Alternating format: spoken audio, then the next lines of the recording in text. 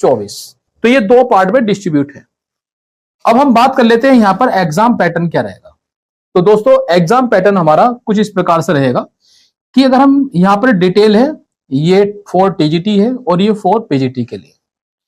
देखो टीजीटी में जो मार्क्स हैं हमारे, उसको मैंने पीजीटी में 3 पार्ट में डिवाइड किया है, तब जाके ये टोटल मार्क्स मैंने आगे निकाले हैं। अब ये कौन कौन से पार्ट है, जैसे कितने नंबर का आपका एग्जाम होने वाला है, इंटरव्यू कितने मार्क्स का होगा, और जो आपको वेटेज मिलता है जैसे एमएड या पीएचडी या एमफिल का जो वेटेज मिलता है वो कितने मार्क्स का मिलता है मैक्सिमम।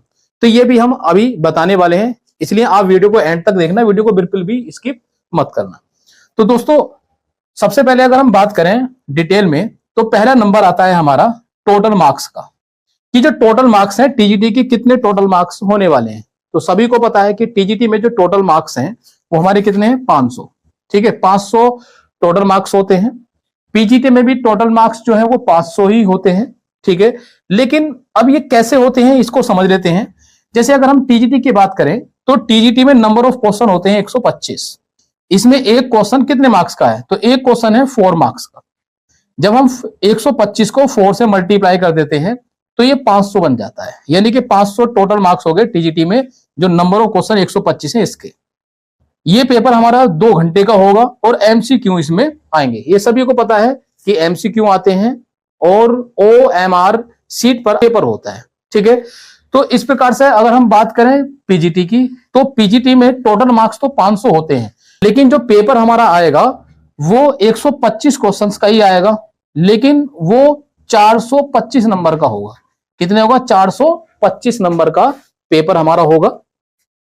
एक क्वेश्चन 3.4 मार्क्स का होगा। कितना होगा, एक क्वेश्चन पीजीटी में 3.4 मार्क्स का होता है और टीजीटी में एक क्वेश्चन 4 मार्क्स का होता है। क्लियर है, 2 ही घंटे की परीक्षा है ये भी, और एमसीक्यू बेस्ड ही इसमें क्वेश्चन आएंगे।